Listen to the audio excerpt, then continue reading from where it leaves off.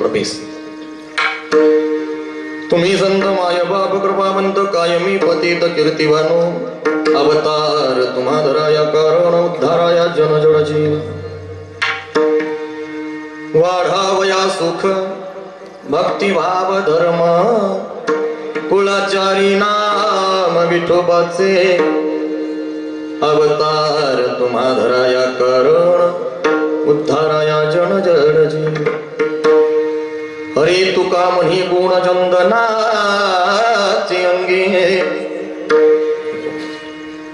तुका म्हणी गुण चंदनाचे अंगी तैसे तुम्ही जगी संत जन अवतार तुम्हा धराया करण उद्धाराया जन जन जीव महायोग पीठे तठे भीमरक्षा वरं पुंडरीका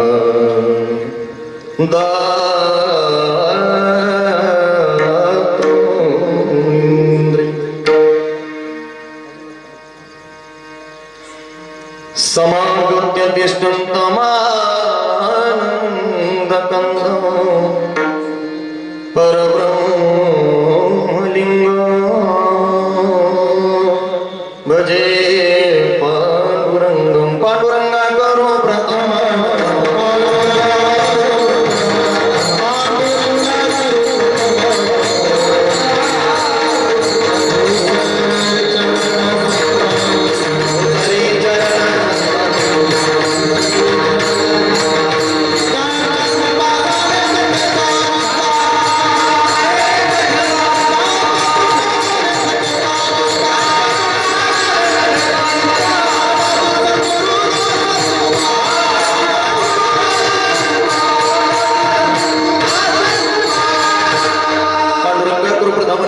चरण संदाची त्यांच्या कृपादानी गतीचा विस्तार भावाची सद्गुरुदास तुका ब्रह्मानंद परमसुपदं केवलं ज्ञानमूर्तिं द्वंद्वातीतं गगनसदृशं तत्त्वमस्यादिलक्ष्यम् एकं नित्यमेव नमचलं सर्वदि साक्षिभूतं भावातीतं त्रिगुणरहितं सद्गुरुं नमामि नमामि सद्गुरुशान्तं सच्चिदानन्द विग्रहं पूर्ण ब्रह्म परानन्द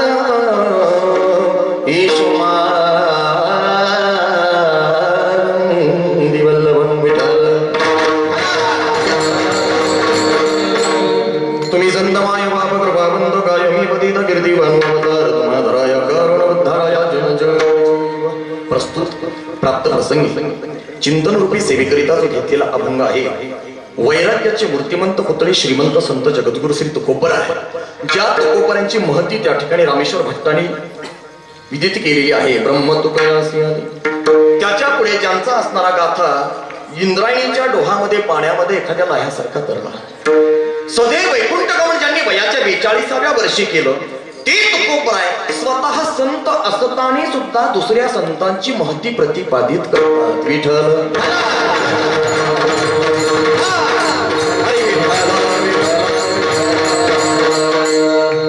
जगद्गुरु तुकोबरांनी आपल्या गाथ्यामध्ये भरपूर असे अभंग संतपर लिहिलेले आहेत त्यापैकी या अभंगाला अतिशय विशेष महत्व आहे तुम्ही म्हणताल महाराज या अभंगाला का महत्व आहे कारण एक संत दुसऱ्या संतांची स्तुती करतोय वास्तविकता अशी आहे या कलियुगामध्ये सख्या भावाची स्तुती सुद्धा सख्या भावाला सहन होत नाही ही शोकांतिका आहे एका महाराजाची स्तुती दुसऱ्या महाराजाला सहन होत नाही ही शोकांतिका आहे अरे एका जावाची दुसऱ्या जावाजवळ केलेली स्तुती सहन होत नाही एकमेकीला ही शोकांतिका आहे लक्षात घ्या मायबा या कलियुगामध्ये इतकी वाईट परिस्थिती आहे पण माझे साधू संत याच कलियुगात जन्माला आले आणि त्यांनी एक वेगळं वळण या असणाऱ्या समाजाला लावण्याचा प्रयत्न केला आणि आम्ही जरी संत असलो तरी संत आणि संत वेगळे नाही एकच आहोत म्हणून स्तुती केली विठ्ठल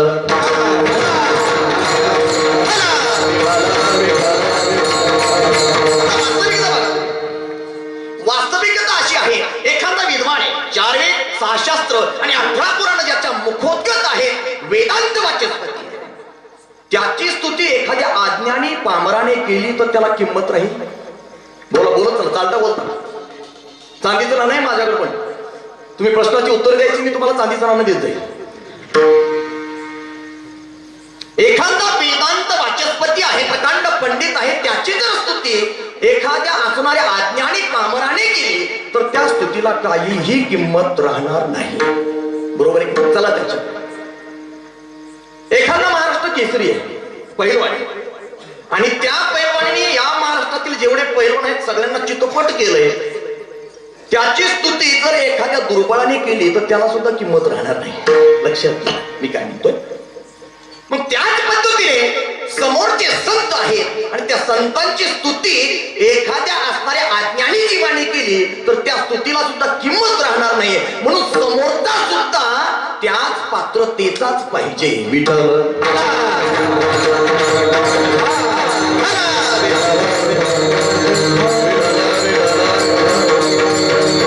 आणि तुकोपर्यंत स्वतः संत आहे. लक्षात घ्या, संतांचा प्रत्येक गुण त्यांनी आत्मसात केलेला होता. म्हणून संतांची महती प्रतिपादित त्यांनी केली, कारण त्यांना माहित आहे संतांचा महिमा किती मोठा आहे. बरोबर आहे नाही? शाब्दिकाचे काम नाही येते. इथं सांगितलं तुकोबराने, बघा एका ठिकाणी सांगितलं, तुका म्हणे अंगी भावे ते आपण, तुका म्हणे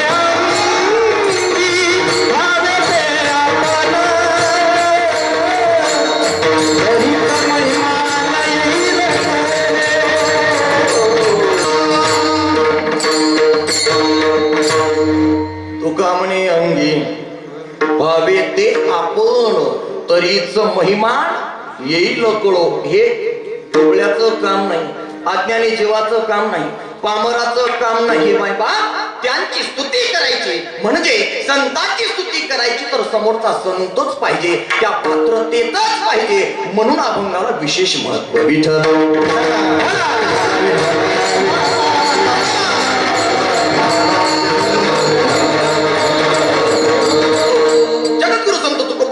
द्वारे त्या ठिकाणी सांगतात, तुम्ही संत माय बाप कृपावंत, तुम्ही संत आहात.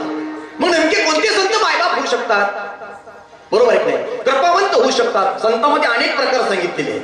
तुम्हाला अनेक पुरावे देणार मी, पुराणातले पुरावे देणार. संत म्हणतात कोणाला? लक्षात घ्या, तुम्ही संत आहात. संत कोणते असणारे मायबाप ठरू शकतात. बरोबर आहे नाही? कृपावंत ठरू शकतात. अनेक संत या पृथ्वी तलावर आहेत, या विश्वामध्ये आहेत, या जगामध्ये आहेत, पण ते कृपावंत नसतील. बरोबर आहे किंवा मायबापही नसतील. श्रोत्रिय, ब्रह्मनिष्ठ आणि कृपाळू ही 3 लक्षणं त्यांची आहेत. विठ्ठल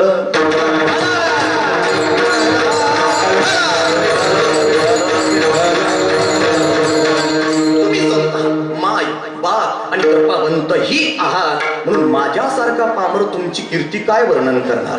आता विशेष या ठिकाणी आहे, जगद्गुरु तुकोबराय ज्यावेळेस अभंग गात होते त्यावेळेस विश्वाच्या मालकाने सुद्धा समोर येऊन उभं राहावं.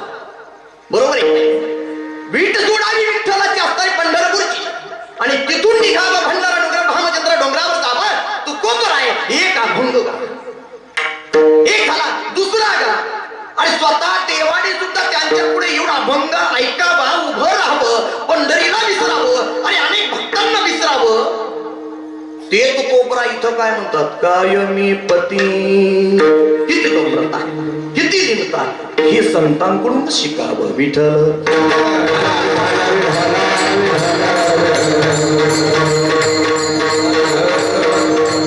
कायमी पतीत कीर्तिवानू, हे संतजन हो. माझ्यासारखा पामर तुमची कीर्ती वर्णन करू शकत नाही. तुम्ही या पृथ्वी तलावर या ठिकाणी आलात कशा करिता? कशा करता? अवतार तुम्हा भराया कारण, उद्धाराया जग कारण आहे. लक्षात घ्या, कशामुळे अवतार संतांनी धारण केलं? त्याला कारण आहे, जड जीवाचा उद्धार करण्यासाठी. उद्धाराया जड जीव. लक्षात घ्या, या जडजीवाच्या उद्धाराकरता संत अवतीर्ण होतात. नवे नवे जडजीवाचा नुसता उद्धारच करतात का? नाही, त्याच्या पुढे कार्य करतात. वाढावया सुख, सुख 3 प्रकारचं. भक्ती नवविधा, त्याच्या पुढे धर्म भाव 5 प्रकारचा भाव सांगितलेला आहे. आणि धर्म 28 लक्षण. विठ्ठल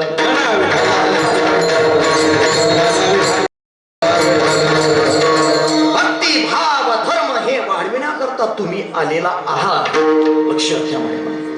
आणि त्याच्याही पुढे कुळाचारी नाम विठोबाचे कळोतात हरी कीर्तना, लक्षात घ्या.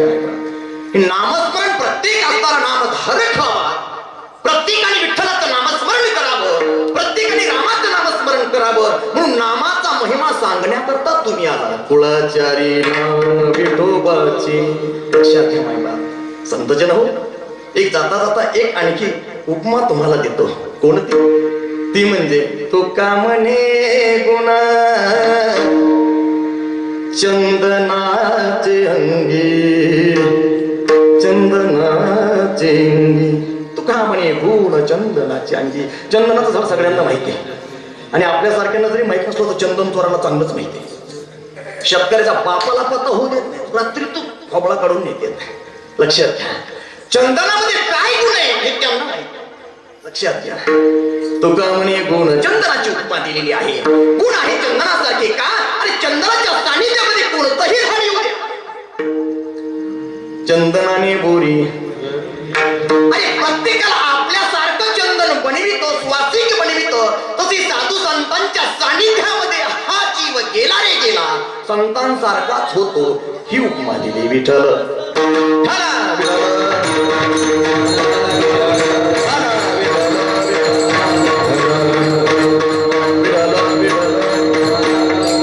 वास्तविकता एवढं पटवून सांगण्याचं कारण, एक संत दुसऱ्या संतांची स्तुती करतात म्हणून. हे तर शब्दशः भावार्थ सुद्धा मी सांगितला असला. विठ्ठल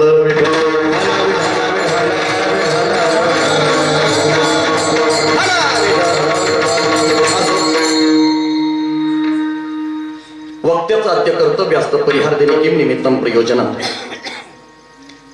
या असणाऱ्या पवित्र अशा तीर्थक्षेत्रामध्ये अनेक संत सज्जनांच्या साधू महात्म्यांच्या पदस्पर्शाने पुनीत पवित्र झालेली ही भूमी आहे.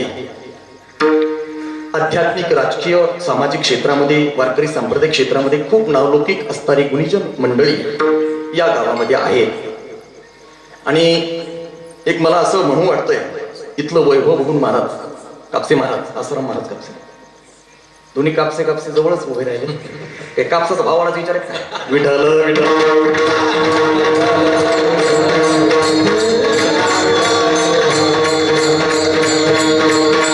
लक्षात घ्या, त्या गावाची स्तुती करावी वाटते मला थोडीफार.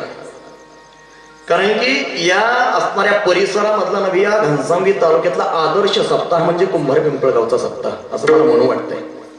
कारण इथली व्यवस्था, इथली अवस्था, इथलं संपूर्ण संयोजन, आयोजन एकदम नंबर 1 आहे.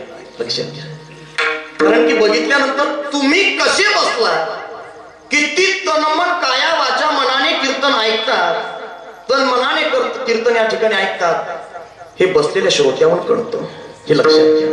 आणि सगळे उच्च कोटीचे गाते श्रोते पाहते, चतुर विनोदे दुश्चित्ते, सोहम भावी पूर्ण ज्ञाते, यस कळाते विनवनी.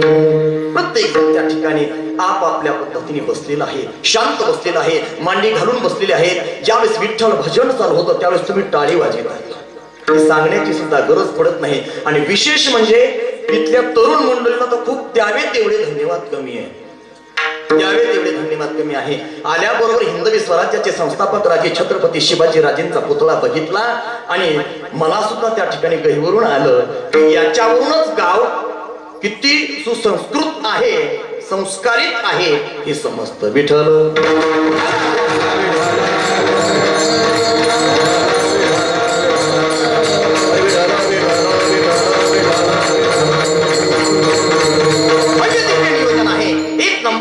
सप्ताह या ठिकाणी आहे. आणि या सप्ताहामध्ये माझ्यासारख्या पामराला मिळालेली आजची सेवा आहे. आज असणारा या सप्ताहाचा दुसरा दिवस आहे. परम आदरणीय असणारे आमचे परम स्नेही विनायक महाराज काष्टे, ज्यांच्या सुंदर अशा मार्गदर्शनाखाली हा सप्ताह चालू आहे. ग्रामस्थ मंडळी सर्व, म्हणजे पांडुरंग महाराजांचा मला कॉल आला त्यावेळेस माझी देवी भागवत नवरात्रात चालू होते. त्यातून कॉल काही रिसीव्ह करण्यात आला नाही माझ्याकडून.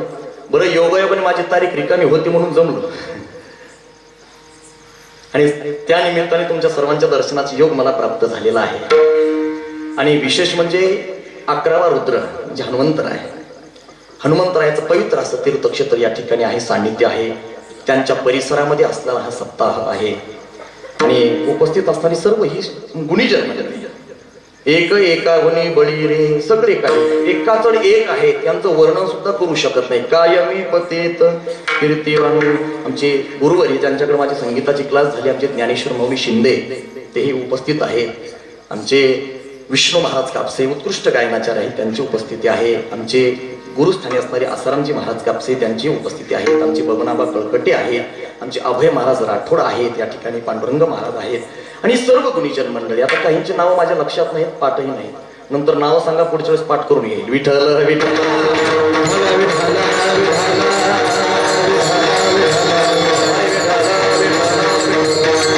चंद्र सूर्यासारखे असणारे दोन्ही मृदंगाचार्य आहेत. आणि विशेष माझा आवाज तुमच्यापर्यंत पोहोचण्याचं जे महान कार्य करतात ते आमचे प्रवीण भाऊ संघवी, आमचे असणारे गुरुबंधू आहेत. त्यांची सुद्धा उत्कृष्ट साऊंड सिस्टीम या ठिकाणी लाभलेले, त्यांना धन्यवाद देतो. आणि आता सेवेला प्रारंभ करतो. विठ्ठल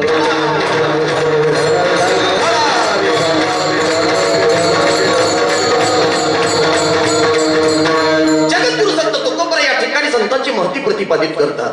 तुम्हाला अगोदर सांगितलं या अभंगाला का महत्व आहे. लक्षात घ्या मायबाप, तुकोबरा या ठिकाणी संतांची महती प्रतिपादित करीत असताना या ठिकाणी तुम्ही संत माय बाप प्रभा, तुम्ही दर्शक सर्वनाम आहे व्याकरणाच्या दृष्टीनं.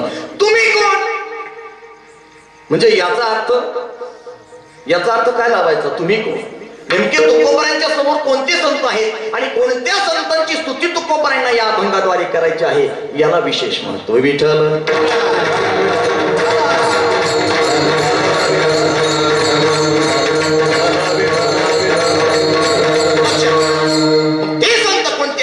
ते हे निवृत्तीनाथ,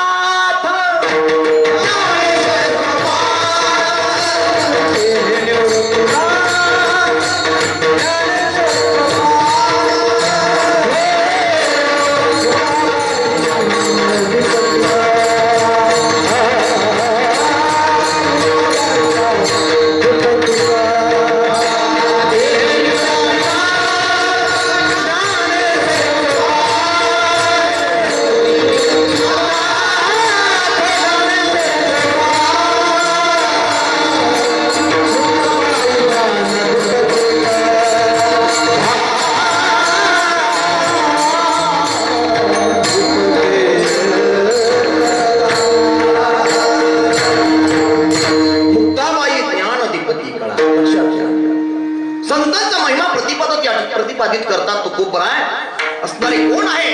ते हे निवृत्तीनाथ, ज्ञानेश्वर सोपान, मुक्ताबाई ज्ञानधिपती कळा. तुम्ही संत आहात.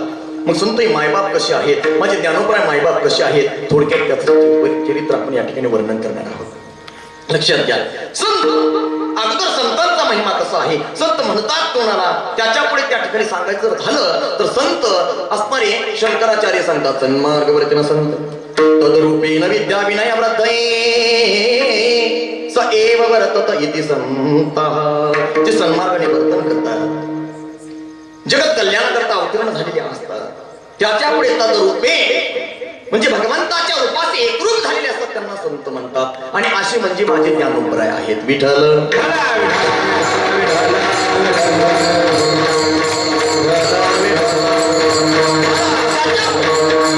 शांता महांतो निवसंती संतो. ज्यांच्या अंगामध्ये शांतता आणि महानता आहे त्यांना संत म्हणतात. त्याच्या पुढे उपनिषद सांगताय, अस्ति ब्रह्मेति चेद्वेद सतमेन तत्त्वविदो. ज्यांना ब्रह्माचा पूर्ण साक्षात्कार झाला त्यांना संत म्हणतात. त्याच्या पुढे सांगायचं झालं तर निळोपरा सोप्या शब्दात सांगतात, तेची संत तेची संत.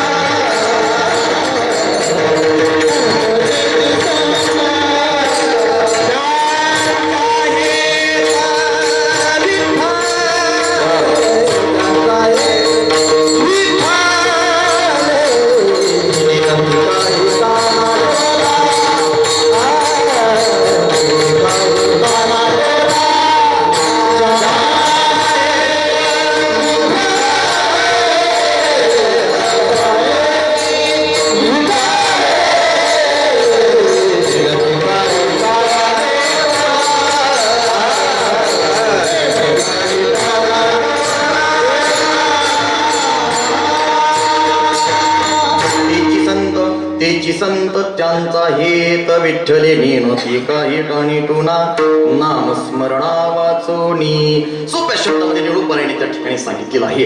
असे गुण असणारे संतच मायबाप होऊ शकतात. तुम्हाला सांगू का, संत स्वयंघोषित अनेक आहेत त्या विश्वामध्ये, पण त्यांचे मुक्कामाचं ठिकाण कुठे सध्याला? ज्यांनी स्वतः संत ही पदवी लावून घेतली. लक्षात घ्या, आता पदव्याचं इतकं फॅड निघलं महाराज लोक खूप काही फॅड निघलं. विद्या विनोद वैभव. मला वाटलं याचं संपूर्ण नाव आहे काय माहिती. विठ्ठल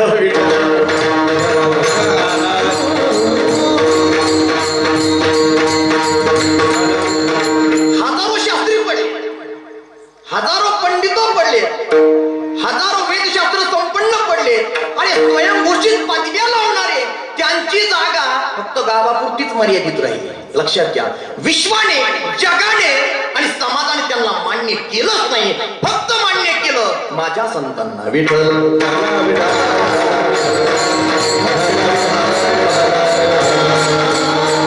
कारण संत होणं सोपं नाही. लक्षात घ्या, संत होणं सोपं नाही. एक सांगत काय झालं, आचार्य शंकराचार्यांची भेट घेण्याकरता अनुष्ठान करू लागला. शंकराचार्य मला प्रसन्न व्हावे म्हणून अनुष्ठान करू लागलेलं आहे. अनुष्ठान पूर्ण होत आलेलं आहे आणि रात्रीच्या वेळेला स्वप्नामध्ये शंकराचार्यांचा दृष्टांत त्याला झाला. कोण आहे रे तू, कुठून आलास? आणि त्यावेळेस तो साधक सांगितलं, महाराज मी महाराष्ट्रातून आलेलो आहे आणि तुमच्यासारख्या आचार्यांचं मला दर्शन पाहिजे. त्यावेळेस असणाऱ्या शंकराचार्याने सांगितलं, अरे आम्ही तरी आचार्य आहोत, आम्ही तरी आचार्य आहोत, पण महाराष्ट्रात संत येत ना रे, इतक्या लांब यायची काय गरज? महाराज म्हणजे संतांपेक्षा आचार्य कनिष्ठ आहेत का? हो कनिष्ठ आहेत. मग कोणते संत आहेत?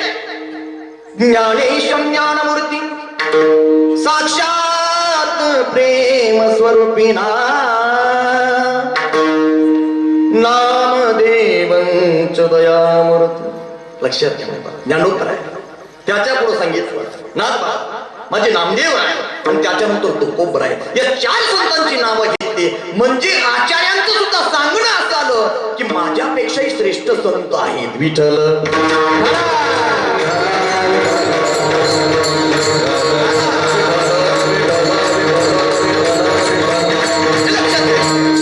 म्हणून संत हे श्रेष्ठ आहेत, संत हे मोठे आहेत. लक्षात घ्या, त्यांच्या अंगामध्ये विविधतेने त्या ठिकाणी नटलेले एक एक एक एक असणारे गुण आहेत म्हणून त्यांना संत म्हणतात. असे गुण सामान्य व्यक्तीच्या अंगामध्ये असणं शक्य नाही, हे लक्षात घ्या. संत जसे भगवंताचे गुण आहेत तसे संतांचे सुद्धा गुण आहेत, हे लक्षात घ्यायचं. तुम्हाला सांगू का थोडक्यात, माझ्या तुकोपर्यंत अधिकार सांगतो आणि नंतर संतांचा अधिकार सांगतो. कारण स्वतः माझे जगद्गुरु तुकोबर आहे, जन्मल्यापासून तो वैकुंठ गमनापर्यंत संतच होते, हे लक्षात घ्या. मग बाकीच्या संतांमध्ये आणि माझ्या तुकोबरामध्ये काय फरक आहे हे थोडक्यात सांगतो. विठ्ठल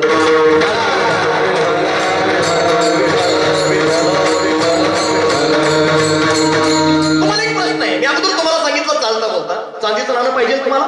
पिंपळगाव 10ला झोपल्या मावशी पुढे वा, इकडे बघा माझ्याकडे झोपू ना. विठ्ठल विठ्ठल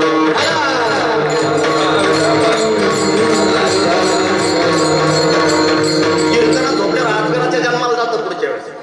पुढच्या जन्मामध्ये आजगर होता, तुम्ही त्याच्यावर झोपू नका. माझा प्रश्न आहे, तुम्हाला सांगा, जगद्गुरु संत तुकाराम यांचा असणार पहिला अवतार कोणता? चांदीचं नाणं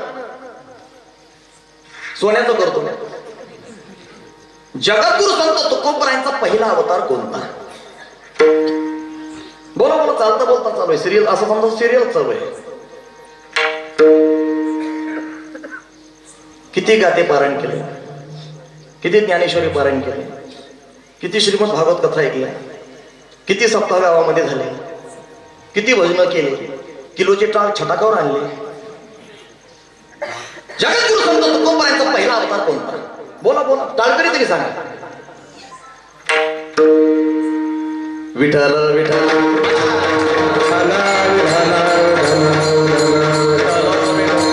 जगद्गुरु संत तुकोबरायांचा पहिला अवतार अंबरीशी राजा आहे. आता तुम्हाला क्रम सांगतो मी, बरोबर लक्षात घ्या. तुम्हाला काही जणांच्या डोक्यात असं प्रल्हाद असेल, बरोबर आहे की? त्याची क्रमावली सांगतो मी बरोबर तुम्हाला. अंबरीशी राजा जगद्गुरु तुकोबरायांचा पहिला अवतार आहे. आपल्याला क्रम करायचा आहे. आता दुधापासून तर शुद्ध गावरान तुपापर्यंत जायचंय. म्हणजे तुकोबरांची महती सांगतो, संतांची महती सांगतो, नंतर अभंगात घुसतो. विठ्ठल अंबरीशी राजा ज्याची सुंदर कथा श्रीमद भागवतामध्ये येते, बरोबर आहे की नाही? त्यांच्याकरता देवाला 10 अवतार घ्यावे लागले, बरोबर आहे की नाही? अंबरीशी कारणी द्वादशीचा छंद तेनी परमानंद प्रगटला. लक्षात घ्या, 10 अवतार घ्यावे लागले. ठीक आहे, चला त्याच्या पुढे. अंबरीशी राजा म्हणजे दूध आहे. दूध कसं आहे? पाहे पा दूध पवित्र आणि गोड, बरोबर आहे की नाही? अंबरीशी राजा दूध आहे. आता आपल्याला पुढे पुढे क्रमावली करायची. आता हा सगळा काही क्रम माता भगिनींना सगळं काही माहिती आहे. सगळ्यात जास्त जीव दुधात फुकून फुकून खोका घालत्या, दूध साहेब बाजूला काढत्या, लय जीव दुधामध्ये. ही क्रमावली त्यांच्या लक्षात येईल. अंबरीशी राजा म्हणजे दूध. आता आपल्याला पुढचा क्रम करायचा आहे. आता आपल्याला तूप करायचंय. दुधाला काय करावं लागेल मावशी?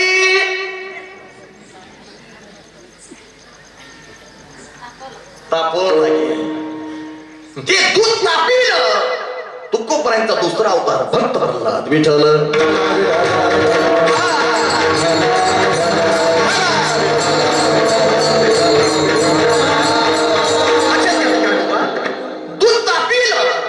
भक्त प्रल्हाद किती तापला? किती तापला? 11 वेळेस मारण्याचा प्रयत्न स्वतःच्या बापाने, पण देव रक्षक असल्यामुळे देव राखे दया मारी न कोण. तसं सुद्धा भक्तीमध्ये परमार्थामध्ये तापून निघावं लागतं. कणस बाजारात घ्यायला गेलो तर किलो मध्ये किती येते? किती येते? 3, 4, 10 रुपये 4, पण भाजल्यावर 5 रुपयाला घेऊ मत वाढते. विठ्ठल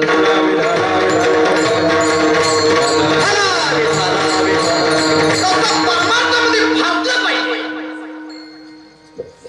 भक्तीमध्ये देवाच्या भाजलं पाहिजे तर देव रक्षण करतो. तसं प्रल्हादाचं रक्षण केलं. केलेल्या 11 प्रकारातून प्रल्हादाला वाचविलं देवाने. दूध तापलं, दूध शांत झालं. पुढं काय मावशी? काही साई काढून टाकतात, हॉटेलवाले तसंच विरजण टाकतात. वेगवेगळे प्रकारे लक्षात घ्या. त्याच्यामध्ये सगळ्यात सोपं साई काढा तर पाणी टाका, मला काय घेणं देणं. त्याच्यामध्ये विरजण टाकावं लागतं. हे विरजण म्हणजे तुकोबरांचा तिसरा अवतार अंगद. विठ्ठल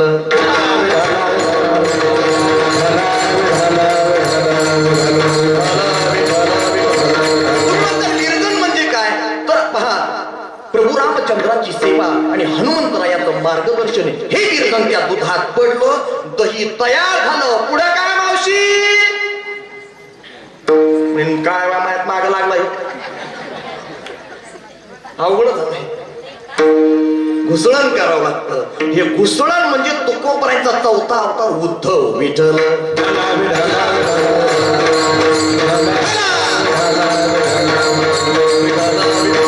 घुसळण केलं. तुम्ही म्हणता महाराज घुसळण काय? तर एकादश स्कंदावर ज्यावेळेस माझ्या नाथबाबांनी टीका केली श्रीमद, ज्यावेळेस उद्धवाचा आणि श्रीकृष्ण भगवान परमात्म्याचा संवाद झाला, या प्रश्नोत्तराचं घुसळण झालं. लक्षात घ्या मायबा, या प्रश्नोत्तराचं घुसळण झालं. आणि मग नंतर काय झालं मावशी? लोणी, बरोबर आहे की नाही? लोणी झालं. हे लोणी म्हणजे तुकोबरांचा 5वा अवतार नामदेव आहे. विठ्ठल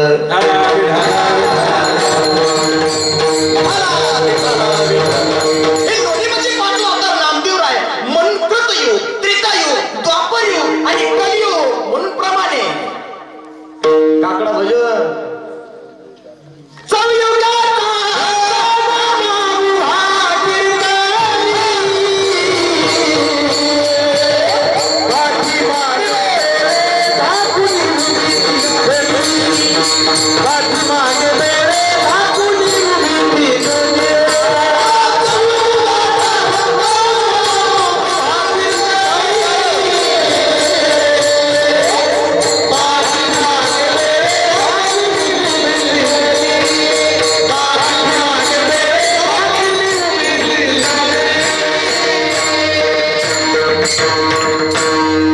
काकड्याचा महिना चालू आहे. विठ्ठल विठ्ठल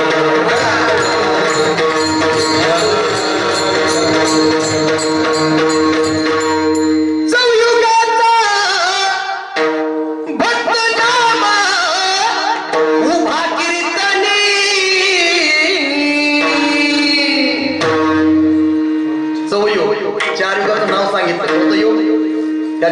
त्रेतायुग, द्वापरयुग आणि कलियुग हे 4 युग झाले. 5वा अवतार नामदेव राय आहेत. पुढे काय मावशी? लोण्यानंतर काय? पण कसं करावं लागतं? त्याची क्रिया आहे ना, ते कढवावं लागतं. ते लोणी काढलं आणि त्याच्यानंतर शुद्ध आपल्याला तूप, सात्विक तूप प्राप्त झालं. तुपानंतर कोणतीच प्रक्रिया पुढे उरतच नाहीये. ते तूप नासत नाही, खराब सुद्धा होत नाही. लक्षात घ्या मायबाप, तोच म्हणजे अवतार माझ्या तुकोबरायांचा आहे. लक्षात घ्या मायबाप, लक्षात घ्या. नामदेवरायांचा असणार अवतार म्हणजे तुकोबराय. जगद्गुरु अवतार नाम याचा संप्रदाय सकळांचा येथून या. लक्षात घ्या. त्याच्यापुढे थोडक्यात सांगा, म्हणजे शुद्ध गावरान तूप म्हणजे माझे तुकोबराय. केवढा अधिकार. संत होणं सोपं आहे, संत होणं सोपं आहे. लक्षात घ्या. मोरारजी बापूजी आपल्या कथेमध्ये सांगतात, रामकथा सांगत होते त्यावेळेस मोरारजी बापूने सांगितलं, अरे मैं आगे पिछले जन्म ने नहीं क्या, पिछले जन्म में मैं नहीं क्या. हे पेंडर जो रहता है ना, सोप्या भाषेत सांगायचं ते मंडप आहे ना, या मंडप मध्ये जो कचरा होत होता ना कथा झाल्यानंतर, त्यावेळेस मी झाडून घेण्याचं काम करत होतो. मोरारजी मोरारी बाबा मी झाडून घेण्याचं काम करीत होतो. मंडप स्वच्छ करावा, रोज महाराज येण्याच्या अगोदर साफसफाई करावी, हार फुलं जे शिळे झाले ते उचलून बाहेर टाकून द्यावे, निर्माल्य सगळं बाजूला टाकून द्यावं, पुन्हा चटई आतराव्या. रोज त्या जन्मामध्ये तेच काम केलं आणि त्या पुण्याईमुळे दुसरा जन्म मला कथाकाराच्या सत्संगतीमध्ये मिळाला. सत्संगतीमध्ये कथाकाराला साथ करण्यासाठी, मृदंग वाजवण्यासाठी, तबला वाजवण्यासाठी, सिंथ वाजवण्यासाठी, गायन करण्यासाठी मला जन्म मिळाला. तो जन्म तसाच गेला आणि त्याच्यानंतर मला अधिकार प्राप्त झाला व्यासपीठावर बसायचा. लक्षात घ्या. जन्मो जन्मिया बहु पुण्य केले, जन्मो जन्मिया. लक्षात घ्या. बहुत सुकृताची म्हणून विठ्ठल यावळी. लक्षात घ्या मायबाप, संत होणं हे एका जन्माचं काम नाहीये. आणि तुकोबरायला सुद्धा युगानुयुग फिरावं लागलं. देवासोबत आम्ही हरीचे सवंगडे, जुने ठाईचे वेळी बांगडे, त्यावेळेस संत ही पदवी मिळाली. विठ्ठल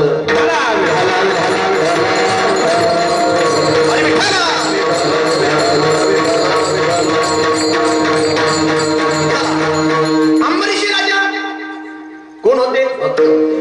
प्रल्हाद भक्त आहे, अंगद भक्त आहे, त्याच्या पुढे उद्धव सुद्धा भक्त आहे.